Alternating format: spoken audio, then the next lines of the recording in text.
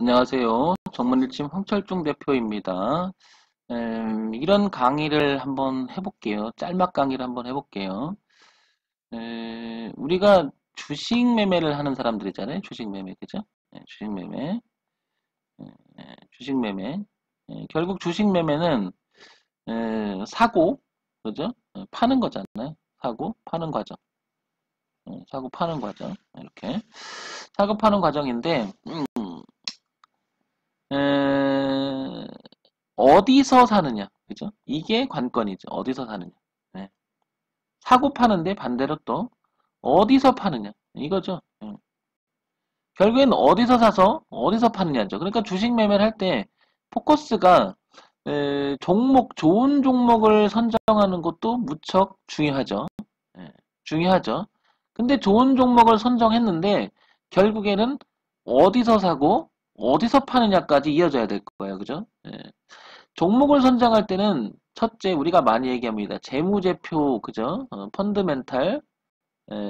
여기에는 당연히 우리가 기본적 분석이라고 해서 뭐 퍼가 얼마가 되느니, 뭐 현금 흐름이 어떠니, 부채 비율이 어떠니, 뭐 유동 비율이 어떠니, 뭐 이런 걸 따지는 게 재무제표예요. 근데 여기서 가장 핵심은 뭐예요? 간단하죠? 이익을 꾸준히 내느냐. 이게 가장 관건이고요. 이익을 꾸준히 내는데 매출액이 증대를 하게 되면 어떻게 돼? 당연히 이익이 늘어날 가능성이 높아지죠. 매출액이 는다고 해서 꼭 이익을 증대되는 건 아니죠. 왜냐하면 매출액을 산출하기 위해서는 어떻게 돼요? 거기에 투자 비용이 또 들어가면 그만큼 또 비용이 들어가면 순수익이 또 줄어들 수도 있어요. 그러니까 외형적 성장만 할 수가 있고 소위 말해 속빈 강정이 될 수도 있죠. 그러니까 우상향으로 매출액 구조도 올라가면서 이익 구조도 어느 정도 이게 올라가야 된다. 그래서 우리가 기업을 얘기할 때는 첫 번째, 성장성을 빼놓지 않고 이야기하는 겁니다. 이게 바로 이 성장성이 이런 거고요. 여기 성장성에는 성장 가능성에 대한 이야기가 반드시 나오는 거죠. 이게. 여기에는 이제 업황 어느 분야를 하냐.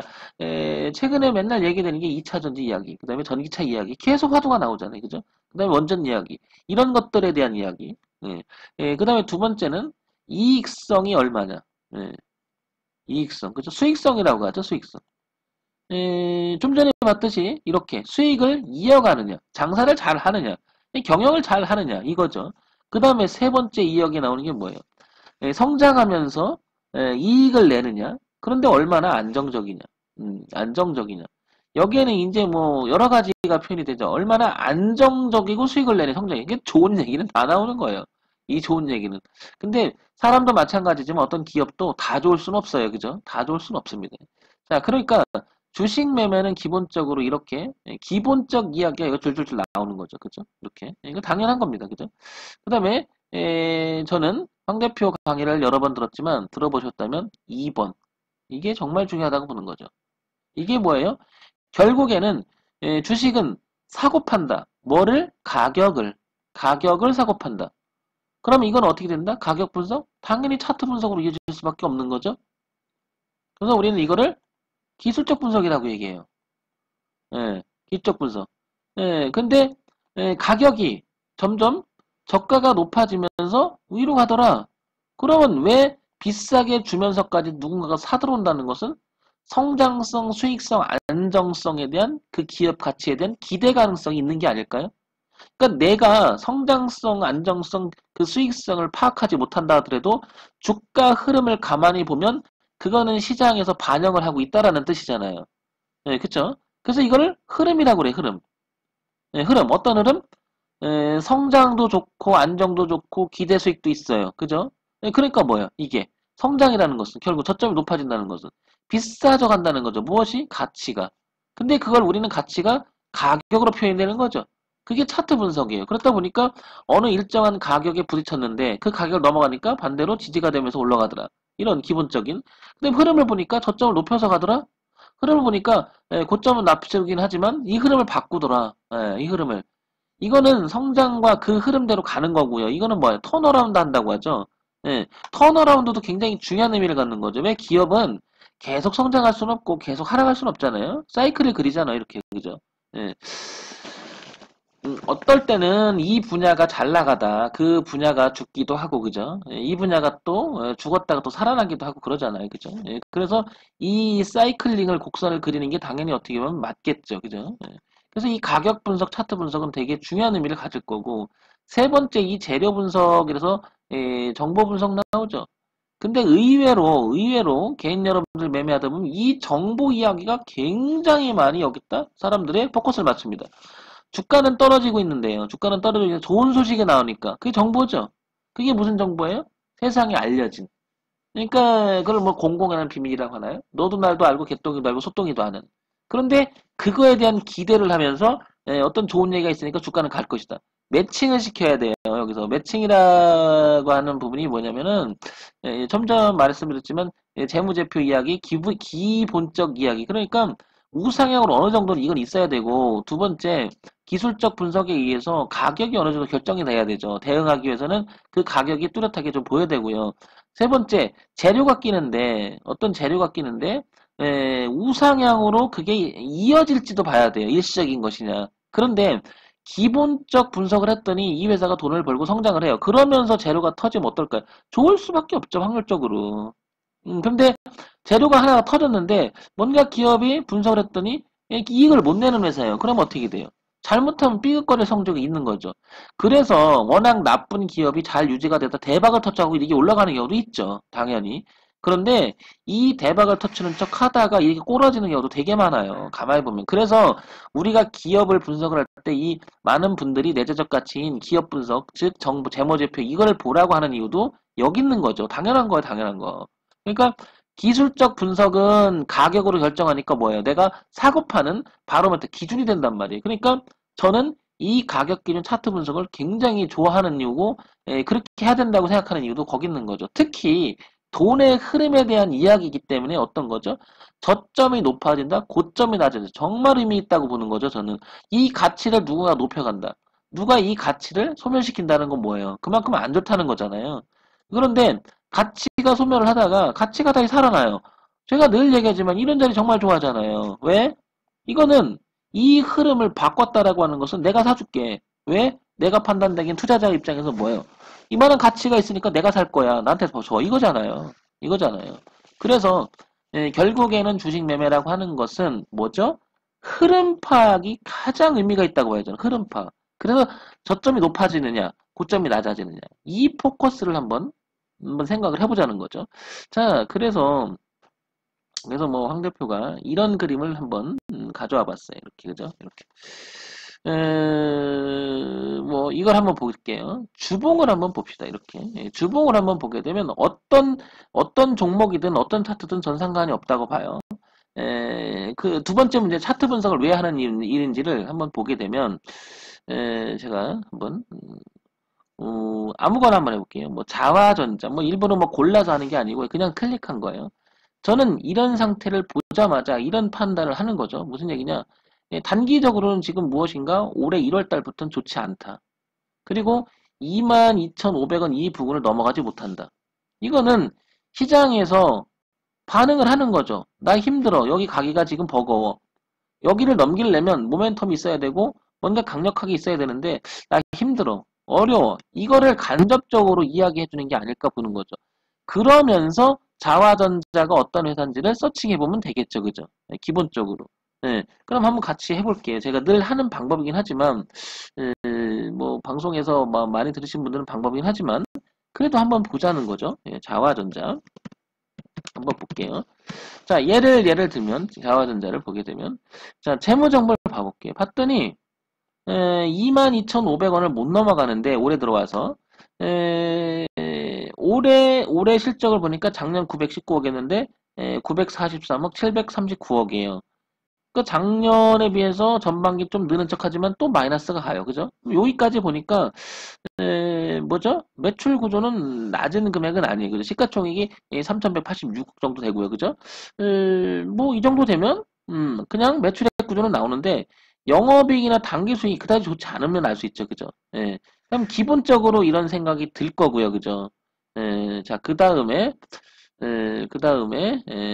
연간 실적을 이어서 볼까요? 연간 실적을 보니 4천억, 5천, 3,500원, 3,600억 줄었죠. 예, 줄었죠. 그리고 나서 적자가 지속이 됩니다. 아, 이 얘기는 간단히 말씀드려서 지금 흑자가 돌아서지 못하고 있는 모습이 안타까운 거죠. 예, 그런데 뭔가가 아시겠지만 코로나 그때 웬만한 종목이 다 빠졌다가 얘도 대반등을 했어요. 그죠? 그러나 성장의 한계를 느낀 거죠. 만약에 저는 이렇게 보는 거죠. 지금 이 주식을 사고 싶다 그러면 얘가 기본적으로 흑자가 돼야 된다는 거고, 그러려면 모멘텀이 생겨서 얘가 실적 발표가 되기 전에 주가는 반영을 해서 이렇게 올라갈 수도 있다라는 거죠. 저항이었던 자리, 저항이었던 자리, 저항이었던 자리, 저항이었던 자리. 그리고 올라가서 지지로 바뀐다면, 그리고 슬쩍 봤더니 분기 실적이 좋아지는 모습이 나온다면, 그런 게 나와야 되는 거죠. 그런데 저는 이걸 보자마자 이런 형태라면 손을 잘 안 대요. 왜냐?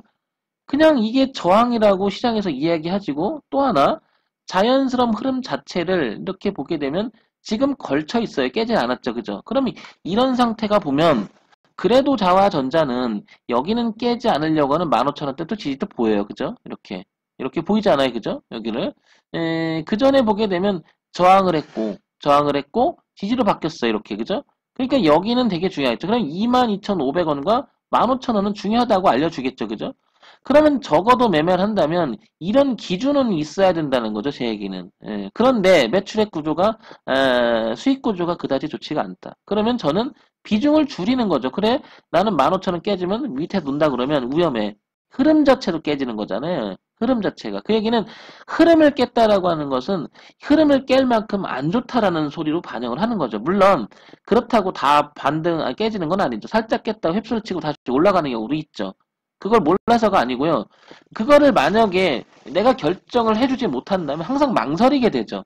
그러니까 적어도 이런 기준은 잡고 매매를 하다 보면 내가 대응할 수 있는 가격을 항상 등에 지고 매매를 하면 그게 기준이 돼서 내가 자연스럽게 매매를 할 수 있다는 거죠. 근데 이거를 방치하게 되면 항상 버버버거리다가 주가는 빠졌다가 빠지는데 한 2, 3년 걸리고 반등에다가 한 1, 2년 반등가 또 빠지고 이러면 4, 5년씩 시간을 낭비하는 경우도 굉장히 많죠. 그래서 결국에는 우량주 장기 투자를 해야겠다는 이런 생각을 갖게 되죠. 그런 것보다는 돈을 효율적으로 이용하는 그런 것도 생각해보면 단기적인 흐름에 있어서 내가 대응해야 될 그 기준은 아니면 장기 매매를 해야겠다 그러면 장기 흐름에 대한 기준을 가져야 되겠죠. 적어도. 자화전자 이렇게 보게 되면 이런 측면이 있다. 그리고 다시 한번 밑에서 한번 보게 되면 어떤 이야기가 오가는지를 또 보는 거죠. 이게 이제 재료 분석이고 어떤 얘기인지 스마트홈 핵심 부분 폴리시즘 오이스 부각에 어느 정도 오늘 상승을 하고 있다. 그죠? 이게 아니 9월 달에. 그다음에 뭐 계속 자화전자 애플 국내 기업과 협력 이런 얘기가 나옵니다. 그죠? 쭉 나옵니다. 그러면 그래도 지금은 그렇지만 앞으로는 기대 가능성이 있어. 이게 이제 재료잖아요. 이게 이제 정보가 되는 거고요. 그러면 누가 분석을 해서 내가 이런 분석을 잘한다 본인이 그러면 저는 그런 것 같아요. 어떻게? 그래? 그러면 적어도 15,000원 기준이 시장에서 나타난 가격이 뚜렷하잖아요. 이렇게 그죠? 그럼 여기를 그죠? 이걸 보고 할 수도 있다라는 거죠. 최소한에. 야 그래도 이 회사가 여기를 기점으로 해서 아래서 놀았다. 즉 영역이 여기서부터 바뀌어서 이건 안 깰려고. 그러니까 여기는 안 깬다고 봐. 그러니까 지금은 매출액이 그딴지 뭐 흑자가 강하진 않지만 난 이렇게 봐. 그러면 이대로 내가 따라서 매매할 수도 있어야 되는 거죠. 저는 그래서 기준이 중요하다는 말은 여러 번 드리는 거예요, 여러분. 기준이 중요하다는 거. 자화전자는 이 15,000원을 깨느냐 안 깨느냐가 중요하다는 게 딱 나오잖아요. 그죠? 이렇게. 황 대표. 그럼 황 대표 매매할 때 이걸 그냥 여기 15,000 이거 그냥 사? 아니면 돌아봐. 저는 철저하게 어떤 기준이 잡혔죠. 그러면 항상 돌아가는 자리를 정말 중시겨요. 이렇게. 그리고 다시 돌아갔는데 위로 돌아야 되잖아요. 못 돌았다. 그리고 어느 기준점이 있었잖아요. 분명히. 이게 깨버리잖아요. 그럼 저는 반드시 대응해버려요. 그냥. 저거를 버벅거리면 어떻게 될까요? 손이 안 나가요. 저는 뭐 제 강의를 많이 들으셨다면 알겠지만 이 흐름을 바꿀 때 저는 공략 포인트로 삼아요. 거의. 예, 앵무새처럼 제가 똑같은 얘기하죠. 전 이런 자리 좋아하고요. 이런 자리 좋아하고요. 예. 이렇게. 뭐 지나갔으니까 하는 얘기가 아니고 갔다가 눌림을 주고 돌아가는 애 좋아한다고 몇 번 얘기하죠. 근데 지금은 이렇게 고가가 현재는 이렇게 높이지 못했죠. 이 고가를 낮아지고 있잖아요. 그러면서 저가가 낮아지고 있잖아요. 이렇게. 예, 그러면 돌렸죠. 그러면 이 자리가 중요하잖아요. 15,000원이. 그럼 여기 안 깬다. 그럼 여기까지 붙는다고 생각하고 매매하는 거죠. 통가면 더 갈 수 있는 거고요. 여기까지 갔는데 꺾여. 근데 꼭 여기까지 가겠어요? 모르죠. 그건 더 갈 수도 있고 꺾을 수도 있죠.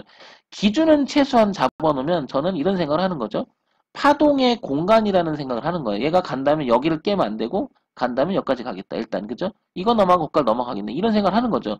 예, 그런데 내용이 아까 보니까 여러 가지를 해보니까 이게 좋아질 가능성이 있나 없나 생각을 해보는 거죠. 예. 근데 기본적으로 매출액 구조가 수익이 나는 구조라면 저는 과감하게 할 때가 되게 많아요. 그런데 뭔가 기본이 안 되면 회사가 결국엔 회사는 돈을 벌어야 되는 거잖아요. 근데 그 기본이 좀 미진하다 그러면 들어가더라도 비중을 줄이거나 아니 그러면 굳이 뭘 해야겠나? 그러니까 에, 기대 가능성보다는 있는 그대로를 그냥 받아들이고 그걸 가지고 그냥 실천하는 이런 방법을 쓰는 거죠. 자화전자는 그런 면에서 보면 15,000원이라는 가격이 중요해요. 그죠? 네, 뚜렷하게 나타나죠. 그리고 얘가 이걸 넘어서기 위해서는 이제 지지하장 교차하면서 무너진 자리니까 여기 보시면 어떻게 19,700원이 중요함을 알 수 있죠. 그래서 15,000원과 19,700원 그 다음에 고점이 낮아지는 연결시키는 거리를 보게 되면 어떻게 돼요? 이게 그러니까 2만 원에서 2만 1,000원까지가 되게 중요한 이걸 뚫기 위한 과정이 될 것이고 그죠? 못 넘어가면 또 떨어질 수 있으니까. 그러니까 목표가로 삼으면 여기 삼겠죠, 당연히 이렇게. 그리고 이 저점 15,000원 깨지면 안 된다. 그죠? 그럼 들어가 볼 만하다면 들어가겠죠, 이렇게. 그죠? 이렇게 해보자는 거죠. 제가 지난번에도 요 종목을 제가 추석 전인가요? 그때 이 얘기를 했었어요. 주봉에 정말 중요하니까 시간 내서 이 공부를 해보시라 그랬죠. 이 월봉 주봉에 적어도 이 변화를 줄 때 이런 종목들은 싸그리 한번 검토해보라고 했었어요. 제가 그죠? 숙제를 내줬었죠. 한번 해보시라고. 그게 벌써 여기까지 왔어요. 사마 네트워크스가. 요거는 제가 여러 번 언급을 했던 거고 그 다음에 보세요. JST나라는 종목도 보면 한두 번 얘기한 게 아니죠. 참 여러 번 얘기 드렸습니다. 이걸 넘어갈 때부터 그죠? 얘는 이게 중요하다. 근데 어느덧 여기까지 왔어요. 그죠? 그러면 어디서 수익을 실현하든 간에 상관이 없고 이 뒤만 깨지지 않으면 앞으로 가게 되는 거잖아요. 그죠? 옆으로 길 수도 있겠지만 그죠? 모르죠. 그거는 모르나 최소한의 흐름을 바꿨다라고 하는 게 무슨 의미를 갖는지를 생각해 보자. 자, 이런 흐름이었죠. 그래서 자화전자를 만약에 매매를 한다고 그러면 저는 이런 생각을 하는 거죠. 이 자리가 워낙 뚜렷한 저항대잖아요. 그죠? 근데 일봉만 보면 그렇죠. 그래서 한 템포 물러설 줄도 알아야 된다는 거죠. 저는 그래서 한다면 여기를 넘어가서요. 그죠? 22,500원 서두에서 말씀드린 것지만 이 부분을 보면 15,000원이라고 하는 지지대가 분명히 있어요. 없는 건 아니에요. 그죠? 섣불리 매매하는 것보다는 모멘텀이 있어서 차라리 이 지금 보시면 수렴하고 있잖아요. 그죠? 이런 형태. 여러 가지 파악해서 저 같으면 올라가서 여기를 그죠? 여기를 넘어서서 안착하고 지지하는 거 보고 차라리 전 여기서 한다는 얘기죠. 차라리. 그리고 밑으로 들어오면 손절해야 되겠죠. 그쵸? 왜냐? 여기를 넘긴다는 것은 그만큼 강력한 모멘텀이 있지 않으면 넘기기 어렵다라고 지금 미리미리 표시하잖아요. 물론 넘겼다가 다시 꺾이는 수도 있습니다. 그러니까 우리가 대응을 하는 거죠. 그래서 저는 대응의 기준이 뚜렷한 것을 굉장히 선호한다는 말을 여러 번 쓰는데 바로 이런 걸 두고 하는 거죠. 그래서 제가 짤막하게나마 강의를 덧붙여서 자화전자 설명해서 한번 해봤습니다. 그래서 참고가 됐으면 좋겠습니다. 정문액진 황철중 대표였고요. 좋아요, 구독, 그리고 알림 설정 부탁드립니다.